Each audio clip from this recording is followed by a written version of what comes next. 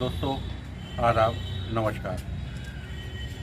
एक नया प्रोग्राम ये आपके लिए हम लेके आए हैं, साहित्य पर चर्चा, जिसमें हम महीने में एक बार किसी साहित्यकार, कवि, शायर के जीवन से संबंधित जानकारी आपको देंगे। और जो हमारा पहला एपिसोड होगा इस श्रृंखला का, उसमें हम बात करेंगे मलिक मोहम्मद जैसी, विख्यात शायर, कवि, सूफ़ी संत मलिक मोहम्मद जैसी का जन्म रायबरेली के जायस कस्बे में हुआ था। वैसे तो जायस कस्बे में और भी कई विभूतियों का जन्म हुआ जिन्होंने जायस कस्बे का नाम रोशन किया, लेकिन उनमें सबसे ज़्यादा जो जायस कस्बा जाना गया वो मलिक मोहम्मद जैसी के नाम से ही जाना गया है। तो आइए आपको लेकर चलते हैं मलिक मोहम्मद जैसी की सरजमी जायस के सफ़र पर। शुक्रिया।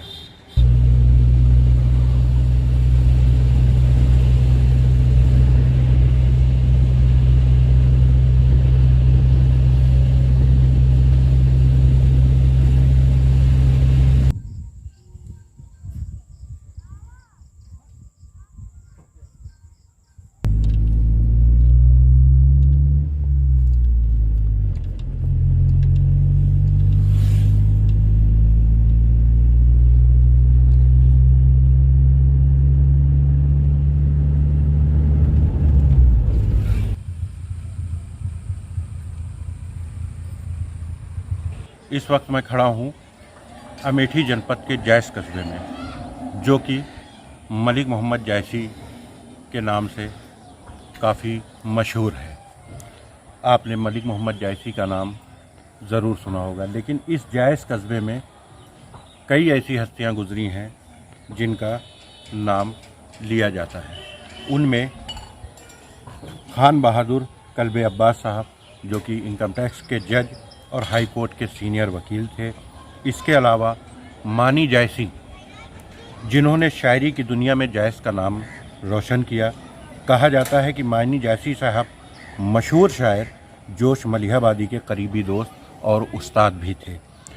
इसके अलावा हाई कोर्ट के ही वकील सैयद कल्बे मुस्तफ़ा साहब, इसके अतिरिक्त शाह अली हसन साहब, जो कि सूफ़ी ख़ानदान से ताल्लुक़ रखते थे और मखदूम अशरफ साहब की दरगाह के गद्दी नशीन तथा उच्च कोट के शायर थे। इनके कहे मरसिए आज भी बहुत मशहूर हैं। इसके अतिरिक्त मीर ग़ुलाम हुसैन साहब नवाब गाज़ीउद्दीन हैदर के भाई नवाब शुजाउद्दौला के उस्ताद थे, वो भी जायस के ही रहने वाले थे। एक और हस्ती जिसका नाम लिया जाता है, उसमें मुंशी ग़ुलाम हुसैन साहब, जो शाह रेडिजेंस अवध में मिस्टर रक्टस के चीफ सेक्रेटरी थे। उनकी बनाई मस्जिद आज भी मुंशी जी की मस्जिद के नाम से मशहूर है। इसके अतिरिक्त सैयद ग़ुलाम लंदनी साहब, ये इंग्लैंड में क्वीन कॉलेज में अरबी और फ़ारसी के प्रोफेसर थे। बाद में ये बिहार और बंगाल में शिक्षा विभाग के डायरेक्टर भी रहे। इसी के साथ सैयद मोहम्मद इस्माइल और ईशा अल्लाह दोनों सगे भाई थे। ये दोनों भी जायस के ही रहने वाले थे और बांदा के नवाब अली बहादुर सानी के सलाहकार और वज़ीर थे। प्रथम स्वतंत्रता संग्राम के दौरान ये दोनों अंग्रेज़ों से जंग करते हुए शहीद हुए थे। इसके अतिरिक्त अगर आज की दौर में बात करें तो सैयद सिब्ते रज़ी साहब, जो कि कांग्रेस के वरिष्ठ नेता हैं, प्रदेश के शिक्षा मंत्री रहे, देश के गृह राज्य मंत्री रहे, राज्यपाल रहे, वो भी इसी जायस कस्बे के निवासी हैं। इसके अतिरिक्त एक और शायर अहले बैत हैं मकबूल जैसी साहब, जो कि फायर सर्विस में बड़े ओहदे से रिटायर हुए और उसके बाद अब वो जायस में ही रह रहे हैं। शायरी में उनका भी नाम बड़े अदब और एहतराम के साथ लिया जाता है। आज हम बात करेंगे जायस के ही, जिनके नाम से जायस का नाम मशहूर हुआ, पूरी दुनिया ने जायस को जाना, मलिक मोहम्मद जैसी साहब का। कहा जाता है कि उनका जन्म 1493 ईस्वी में इसी जैस कस्बे में हुआ। इनके पिता का नाम राजे अशरफ था, जो जैस कस्बे के मोहल्ला कंचाने में रहते थे। इनके गुरु शाह मुबारक बूदे जो बहुत बड़े सूफी थे, और आपको पता है कि पद्मावत, अखरावट और आखिरी कलाम ये जैसी साहब की सर्वश्रेष्ठ रचनाओं में माना जाता है। पहले मैं आपको जैस का एक नज़ारा दिखाता हूँ कि जैस कस्बा, ये हम बुलंदी पे खड़े हैं। जैस कस्बा जो है वो बुलंदी के ऊपर बसा था, लेकिन आबादी बढ़ने के साथ साथ अब नीचे भी तमाम मकानात बन गए हैं, लोगों ने अपने आवास बनवा लिए हैं और उसमें रहते हैं। मैं एक बार चाहूँगा कि आप इधर दिखाइए, ये जैस कस्बा था जो टीले के ऊपर बसा हुआ था। काफ़ी ऊंचाई थी इसकी, लेकिन अब धीरे धीरे जनसंख्या बढ़ने, आबादी बढ़ने की वजह से लोगों ने नीचे भी मकान अपने बनवा लिए हैं। और ये एक आपको नज़ारा जैस का दिखाई दे रहा होगा, जो कि देखने में यहाँ से काफ़ी खूबसूरत भी लगता है। इसके बाद अब आइए हम आपको मलिक मोहम्मद जायसी की जन्मस्थली दिखाते हैं। आज वहाँ के हालात क्या हैं ये आपको दिखाते हैं। उन्होंने क्या क्या लिखा उसके बारे में आपको बताते हैं। आइए चलते हैं।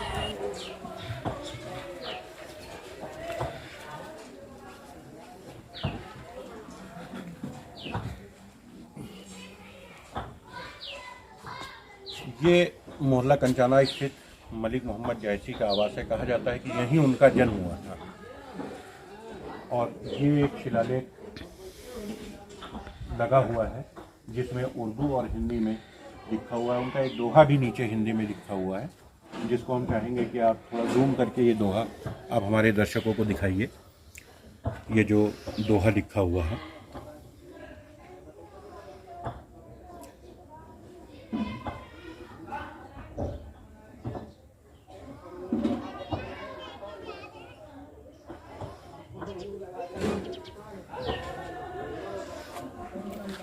काफ़ी अरसे तक ये मलिक मोहम्मद जायसी का जो ये निवास स्थान है, ये उजाड़ और पड़ा रहा। लेकिन उसके बाद जब प्रधानमंत्री श्री राजीव गांधी थे, तब उनके कार्यकाल में इस पार्क का निर्माण हुआ। आइए अब आपको आगे हम दिखाते हैं। ये जो आप लखौरी की दीवार देख रहे हैं, ये दीवार मलिक मोहम्मद जायसी के आवास की ही दीवार बताई जाती है कि ये उनके घर की दीवार जो है। और अब इतनी ही ये दीवार बची है, एक ये दीवार और एक हिस्सा ये इतना जो है, ये मलिक मोहम्मद जायसी साहब का ही आवास की दीवार है, जो लखौरी की बनी हुई है और कच्ची मिट्टी की जुड़ाई है। लेकिन देख रेख के अभाव में अब ये दीवार भी गिरती जा रही है। इसके बाद हम आपको अंदर ले चलते हैं। अंदर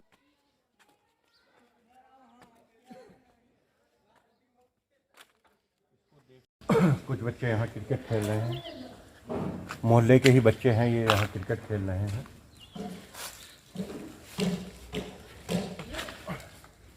ये एक लेक यहाँ पर लगा हुआ है, जिस पर लिखा हुआ है सूफी संत मलिक मोहम्मद जायसी स्मारक का शिलान्यास माननीय राजीव गांधी प्रधानमंत्री भारत सरकार के कल कमरों द्वारा दिनांक 23 नवंबर 1988 को संपन्न हुआ।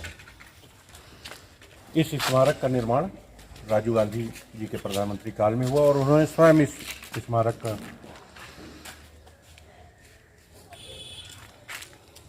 शिलान्यास किया था।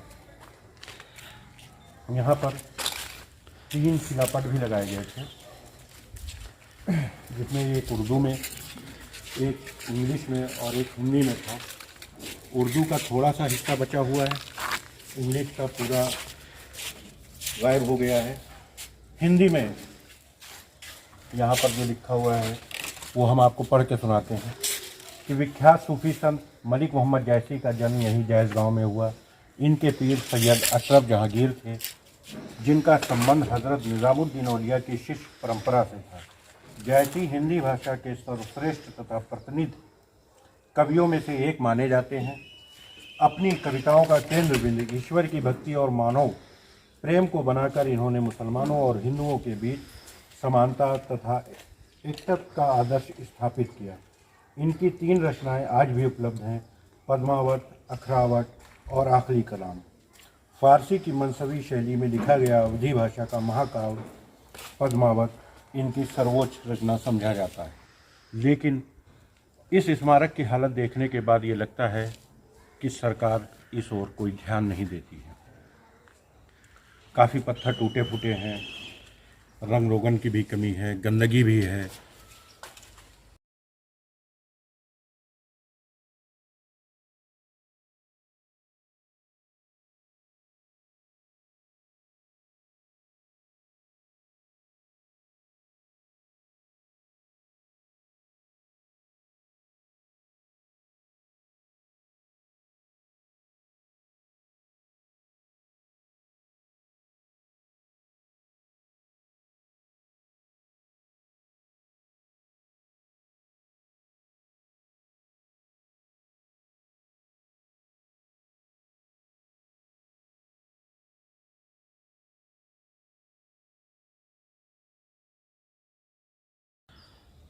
हमारे साथ इस समय कंचाना वार्ड के सभासद सैयद सादिक मेहदी साहब मौजूद हैं और गुरियाना वार्ड के सभासद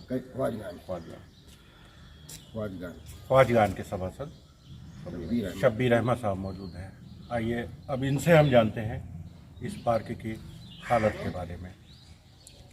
तो पहले कैसा था ये? पहले खंडर की तरह था, फिर टूटी पाई में इसमें कूड़े के लिए इस्तेमाल होता था इस जगह। उसके बाद 1988 में स्वर्गीय राजीव गांधी जी ने इसका शिलान्यास किया, यहाँ पर पार्क का निर्माण किया उनके जन्मस्थली का, और एक पुस्तकालय का भी उन्होंने निर्माण बस स्टॉप पे कराया।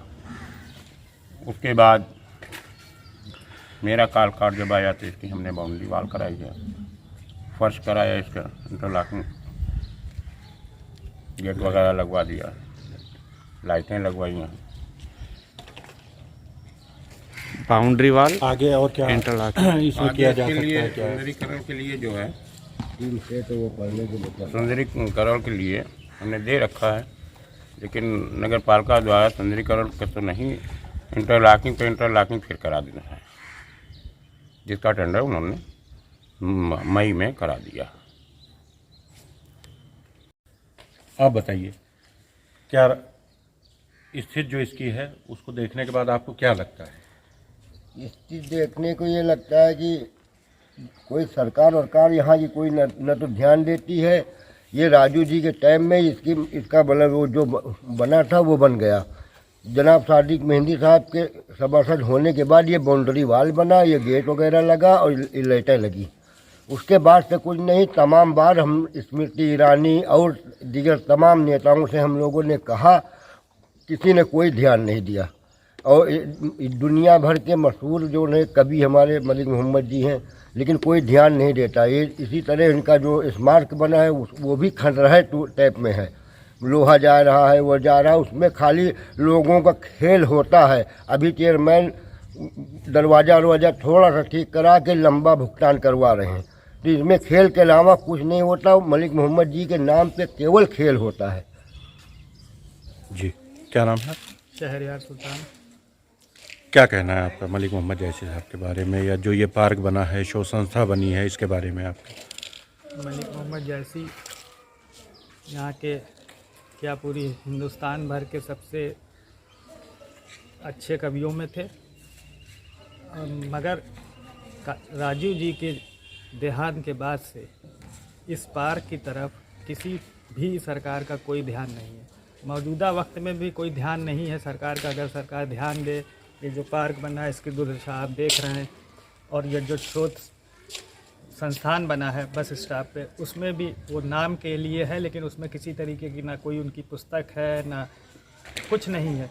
अगर उस पर ध्यान दिया जाए तो यहाँ की आवाम को, जो नौ युवक हैं, उनको तो मलिक मोहम्मद जैसी के बारे में तो एकदम ही नहीं मालूम कि मलिक मोहम्मद जैसी क्या थे, क्या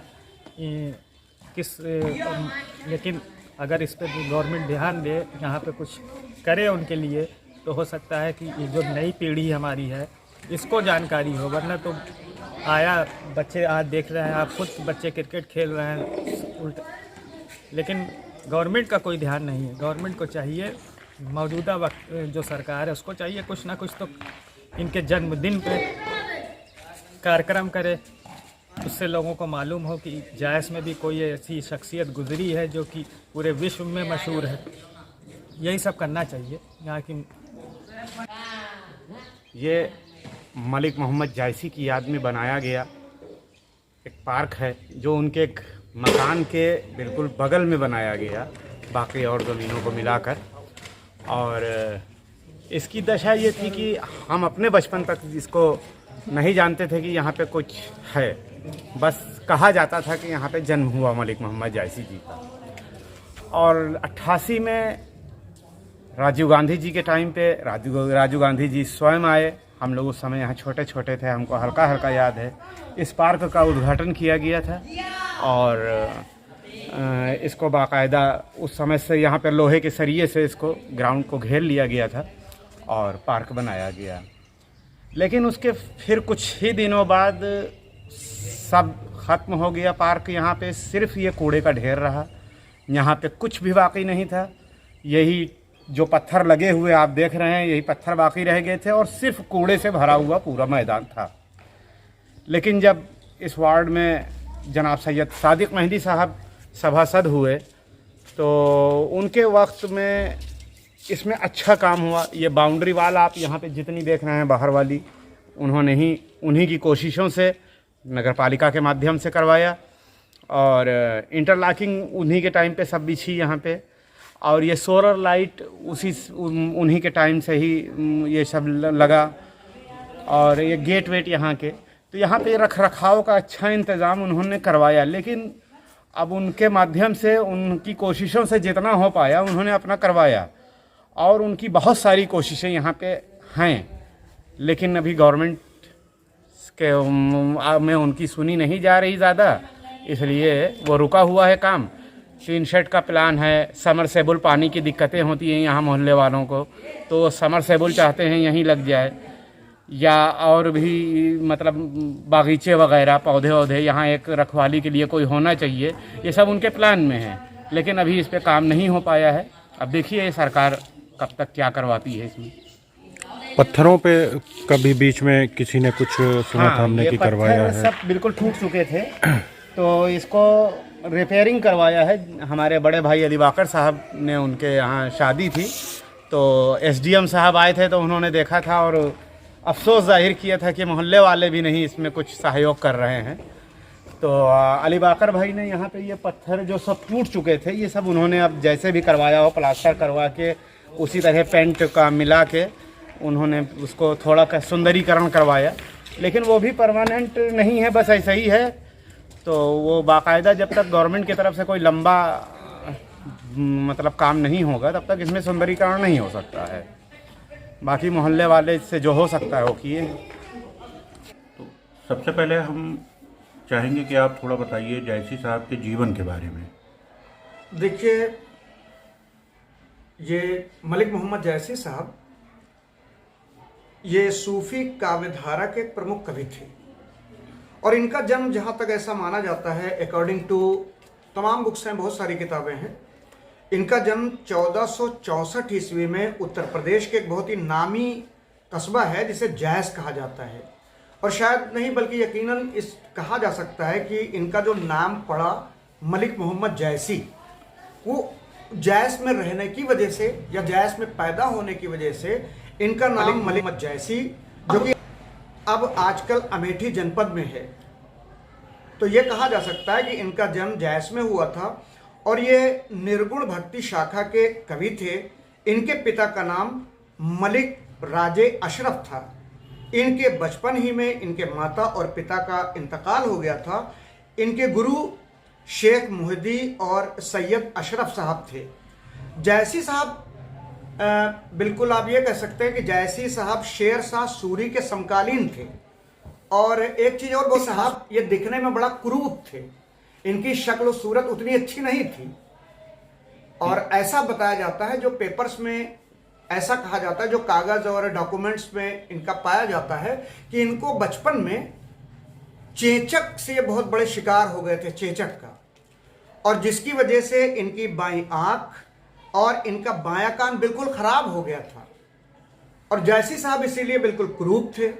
और यह भी बताया जाता है कि इनके लिखे हुए 12 ग्रंथ बताए जाते हैं, जो बहुत बड़ी अपने आप में एक हिंदी कवि के लिए भी या एक अवधी कवि के लिए भी ये बहुत बड़ी बात है कि 12 महत्वपूर्ण इन्होंने ग्रंथ लिख डाले थे।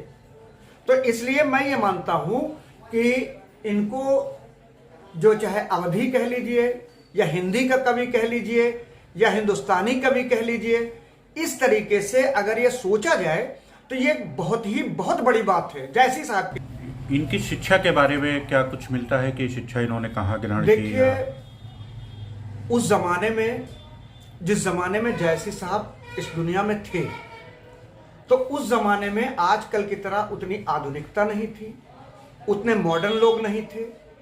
और उस जमाने में यह भी कहा जाए कि उस जमाने में जो शिक्षा का स्तर था, आजकल की अपेक्षाकृत उस जमाने में बहुत बड़े बड़े विश्वविद्यालय नहीं हुआ करते थे, उतने डिग्री कॉलेजेस नहीं हुआ करते थे।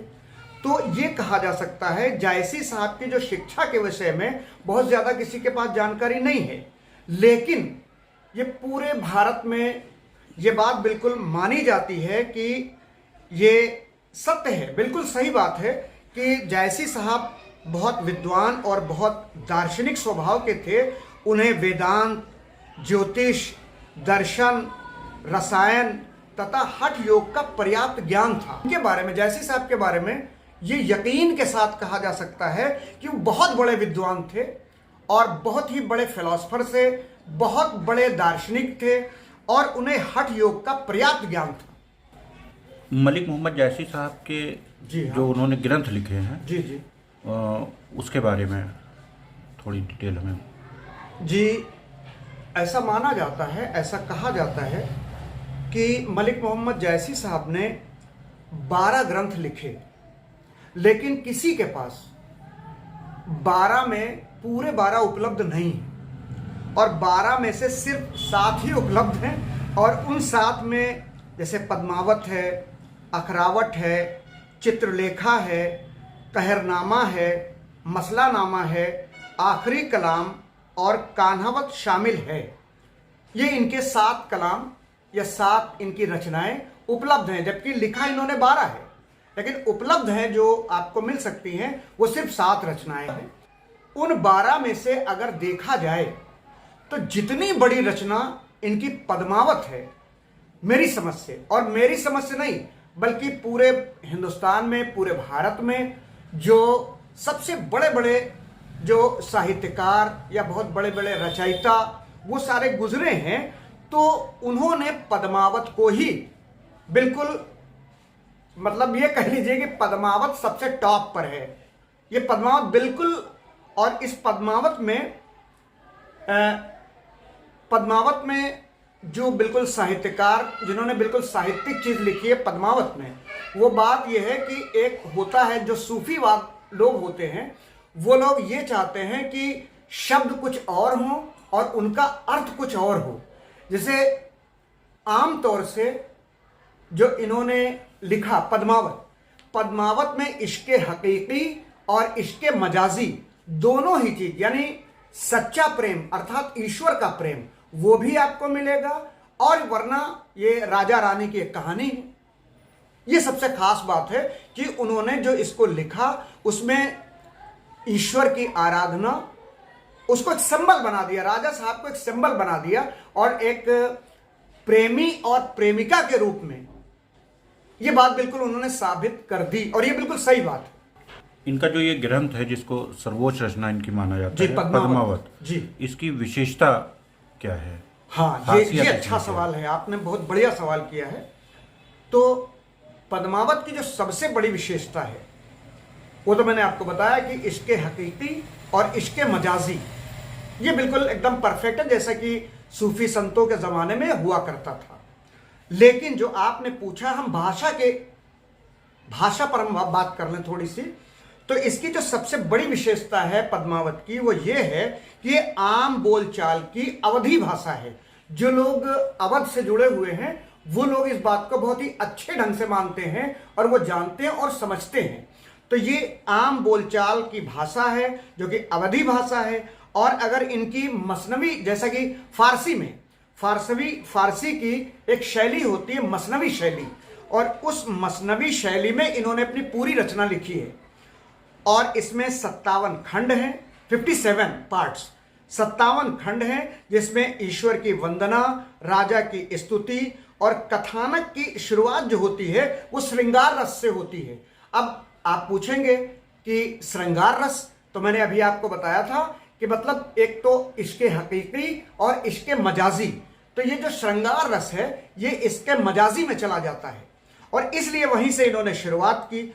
और नागमती, वियोग खंड, आषाढ़ मास, दोहा, चौपाई, इन्होंने सारी तरह से बिल्कुल खुल करके लिखा, अपनी पूरी बात को स्पष्ट कर दिया है। और मैं एक बात, बहुत बड़े साहित्यकार मेरे सामने हैं, मेरी नज़र में हैं, जिन्हें विजय देव नारायण शाही साहब ने कहा है कि ये रचना अपने आप में, यह हिंदी साहित्य में अपने बिल्कुल इकलौती ट्रेजिक कहानी है, इकलौती, अपने ढंग की इकलौती कहानी है। अगला सवाल ये है हमारा कि जी। साहित्य में जायसी जी का, मलिक मोहम्मद जायसी साहब का क्या हिस्सा है? देखिए, सबसे पहले तो मलिक मोहम्मद जायसी साहब के बारे में आप जान लीजिए। मलिक मोहम्मद जायसी साहब प्योर भारतीय कवि हैं और भारतीय जितने भी साहित्यकार गुजरे हैं अब तक, उन जो अगर टॉप 5 में ऊपर से 5 अगर कवियों में देखा जाए तो इनका नाम बहुत ही स्वर्णिम अक्षर से लिया जाता है।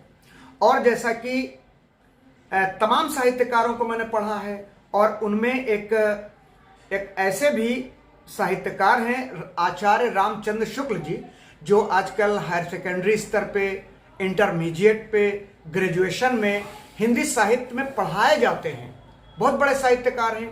तो आचार्य रामचंद्र शुक्ल जी ने इन्हें गोस्वामी तुलसीदास जी के समकक्ष लाकर खड़ा कर दिया है। और उनका मानना भी है कि हमारे जो पद्मावत के साहित्यकार हैं श्री मलिक मोहम्मद जायसी साहब, उनका स्थान बिल्कुल तुलसीदास के समकक्ष, और मैं इसको मानता भी हूँ। कोई और ऐसी बात जो आप मलिक मोहम्मद जायसी साहब के बारे में? हाँ, ये बात भी माने रखती है और आपने अच्छा सवाल किया है कि मैं आपको बताऊं कि मलिक मोहम्मद जायसी साहब जो थे वो अमेठी नरेश, जिनका नाम था राम सिंह, अमेठी नरेश राम सिंह जी के गुरु थे। और जायसी साहब का जो मकबरा है या कब्र कह लीजिए, वो कब्र इस समय अमेठी में है। दोस्तों, आपको ये वीडियो कैसा लगा कमेंट्स करके ज़रूर बताएं। और मलिक मोहम्मद जायसी साहब पर अगर आप कुछ और जानकारी चाहते हैं तो वो भी हमें कमेंट में करके बताएं। अगली वीडियो में वो जानकारी आप लोगों को दी जाएगी जो जानकारी आप चाहते होंगे। शुक्रिया। चैनल को लाइक करिए, सब्सक्राइब करिए और शेयर करिए। धन्यवाद।